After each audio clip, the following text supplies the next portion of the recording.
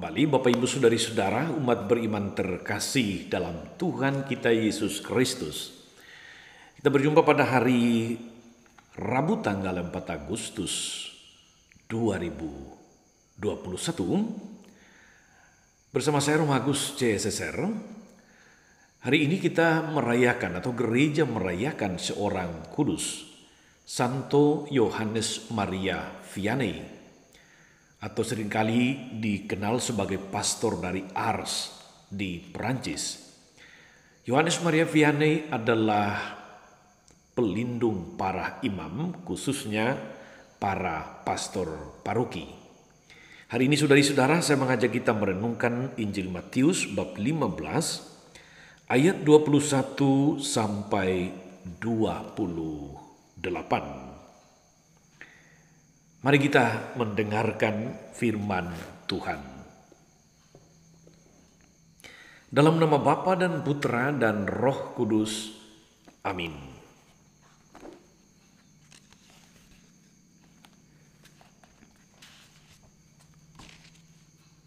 Pada suatu hari Yesus menyingkir ke daerah Tirus dan Sidon, maka datanglah seorang wanita Kanaan dari daerah itu dan berseru, "Kasihanilah aku ya Tuhan, anak Daud. Anakku perempuan kerasukan setan dan sangat menderita."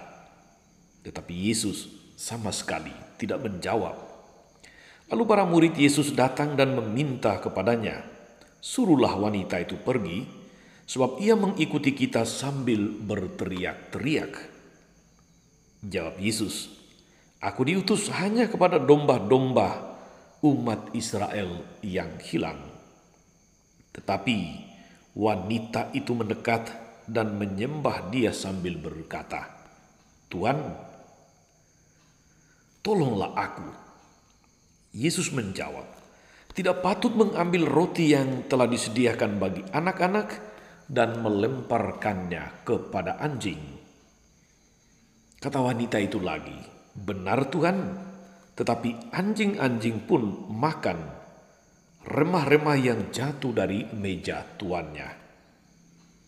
Bersabdalah Yesus kepadanya, "Hai ibu, sungguh besar imanmu. Terjadilah bagimu seperti yang kau kehendaki." Dan seketika itu juga anaknya sembuh. Demikianlah Injil Tuhan. Bapak Ibu, saudari-saudara, umat beriman yang terkasih dalam Tuhan kita Yesus Kristus. Dialog antara Yesus dan seorang ibu yang anaknya sedang sakit merupakan dialog yang sangat berkesan, sangat menyentuh, sekurang-kurangnya untuk saya, saudari-saudara. Mengapa saya katakan demikian? Karena kalau seorang anak sakit, biasanya, apalagi kalau anak itu sakit berat, sakit yang sudah lama, sudah menahun, biasanya yang paling repot, yang paling mencari cara, mencari jalan supaya anak sehat itu adalah seorang ibu. Hati seorang ibu penuh kasih kepada anaknya. Dalam konteks itu, saudari-saudara, saya ingin mengajak kita untuk merenungkan, memahami apa yang terjadi dalam Injil hari ini. Seorang ibu dengan keteguhan hati datang kepada Yesus meminta pertolongan supaya anaknya menjadi sembuh. Bukannya dia mendapatkan satu sambutan yang baik, tapi justru barangkali ini adalah sebuah ujian akan imannya. Sebab kita mendengar tadi saudara-saudari Yesus menyebut perempuan itu dengan golongannya yang tadi disebut orang-orang Kanaan, dengan sebutan yang barangkali tidak enak untuk didengar. Tidak layak memberikan roti yang disiapkan untuk anak-anak kepada anjing. Bagaimana perasaan saudara kalau mendengar kalimat seperti ini? Sakit. Kita susah menerima itu. Tapi justru disinilah saudara-saudari poin pentingnya. Seorang ibu yang ingin anaknya sembuh, yang ingin mendapatkan belas kasih Tuhan, dia meneguhkan hatinya. Dia menerima segala mau hinaan, mau umpatan, yang penting permintaannya, kebutuhannya dikabulkan. Maka dia mengatakan, benar Tuan, tetapi anjing-anjing pun makan remah-remah yang jatuh dari meja tuannya. Luar biasa sikap iman ibu ini. Karena itulah Yesus memuji dia dengan mengatakan, sungguh besar imanmu hai ibu, terjadilah padamu seperti yang engkau minta. Dan anaknya seketika menjadi sembuh. Saudari-saudara, kalau kita mampu rendah hati, mampu menanggalkan gengsi kita, mampu untuk sabar menerima segala hinaan, yang boleh kemudian kita simpulkan sebagai suatu sikap rendah hati, percayalah belas kasih Tuhan dekat pada Anda. Kalau Anda sungguh punya kerendahan hati, percayalah Anda dekat dengan kekudusan. Seorang ibu yang bukan orang Israel, bukan keturunan Yahudi, mempunyai iman sebesar itu. Dia menerima untuk katakanlah dihina, meskipun itu merupakan sebuah ujian iman. Dia berani untuk mau umpat dengan kata apapun, yang penting anaknya menjadi sembuh. Dia rendah hati, pasrah, apapun yang penting anakku sembuh.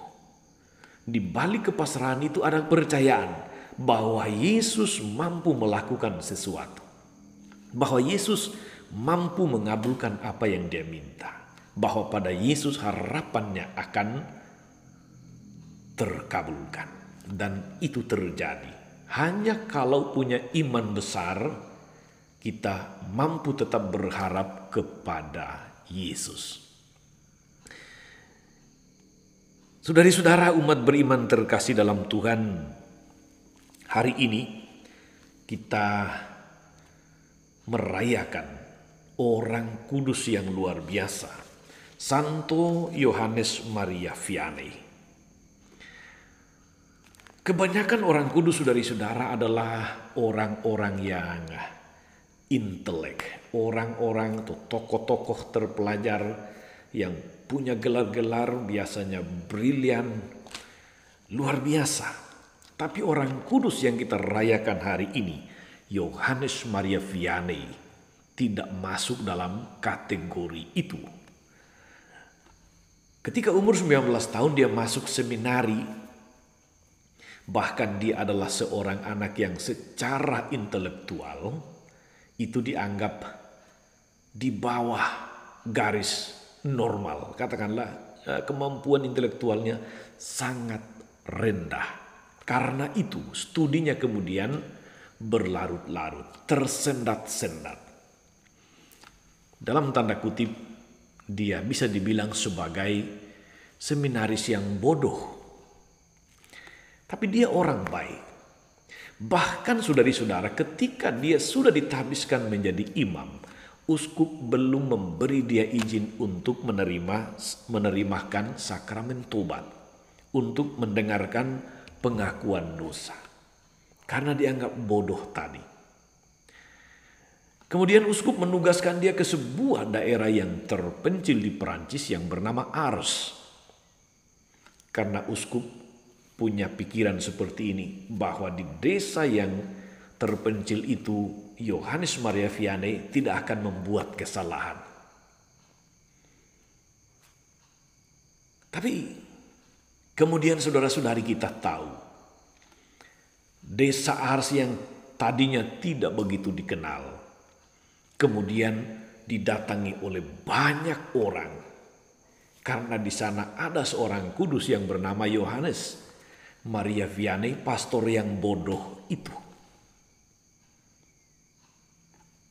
Hidup rohaninya, laku tapa yang dilakukannya luar biasa. Sehingga banyak orang kemudian datang untuk mendengarkan khotbahnya.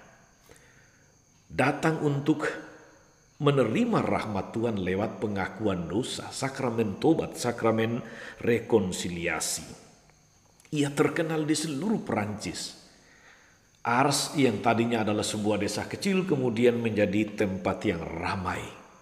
Karena didatangi banyak orang yang ingin berjumpa dengan Yohanes Maria Vianney. Yang ingin mendapatkan, mendengarkan dan menerima sakramen tobat dari Yohanes Maria Vianney.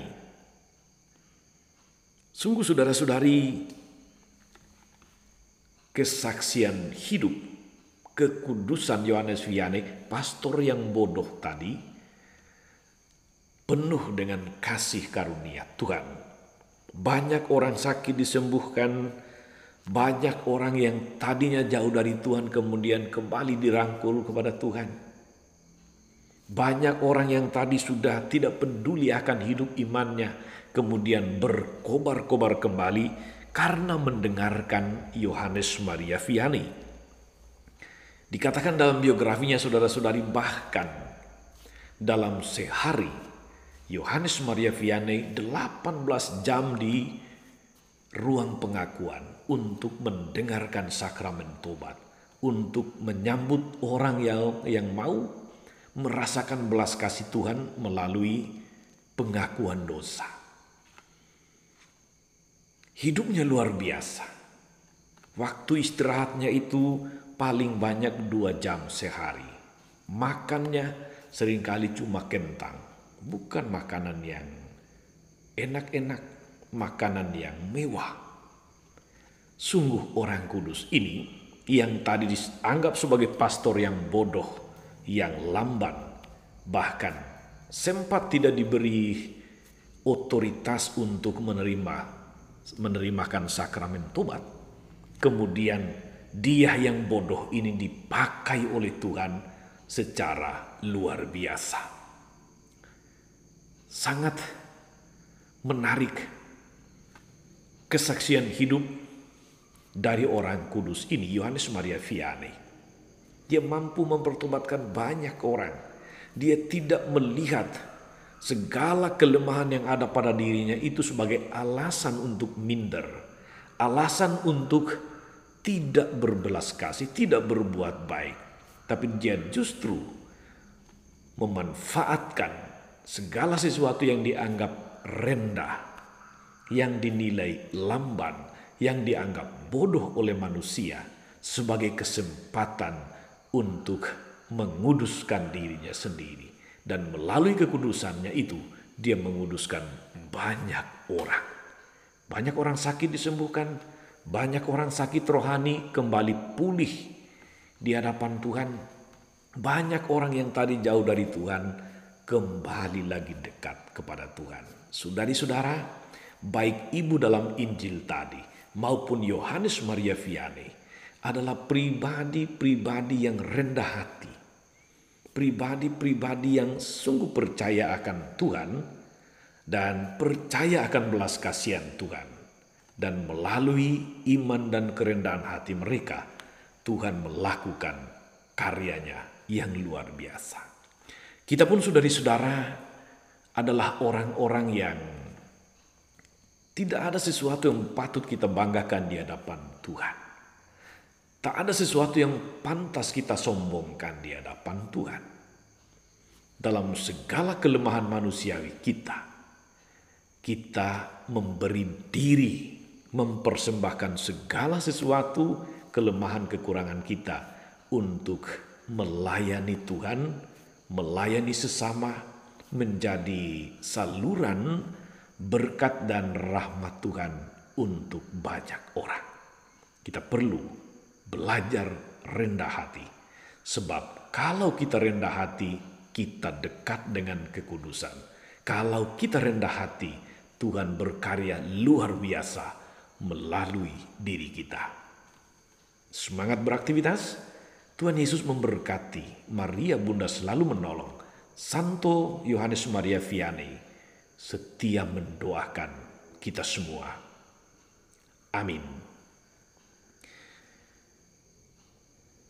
Tuhan Yesus Kristus, kami bersyukur untuk teladan kerendahan hati, teladan kesucian orang kudus-Mu Yohanes Maria Vianney, juga untuk seorang ibu yang dianggap kafir dalam Injil tadi. Berkat iman, kerendahan hati, dan kepercayaan mereka yang besar kepadamu, Engkau mampu melakukan perbuatan-perbuatan besar, perbuatan-perbuatan ajaib.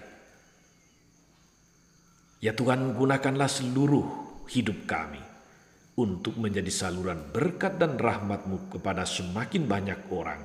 Ajari kami untuk selalu rendah hati. Ajari kami untuk selalu melayani dengan penuh kasih, dengan penuh kerendahan hati. Soalnya Tuhan dan pengantara kami sepanjang segala masa. Amin. Saudari-saudara sekalian, berkatalah turun atas saudari-saudara, atas mereka yang kita doakan atau kita janjikan doa, mereka yang sakit dan menderita. Segala rencana, karya, dan pelayanan hari ini, Bapa dan Putra dan Roh Kudus. Amin. Jangan lupa like, subscribe, nyalakan lonceng notifikasinya. Salam 52, Tuhan memberkati.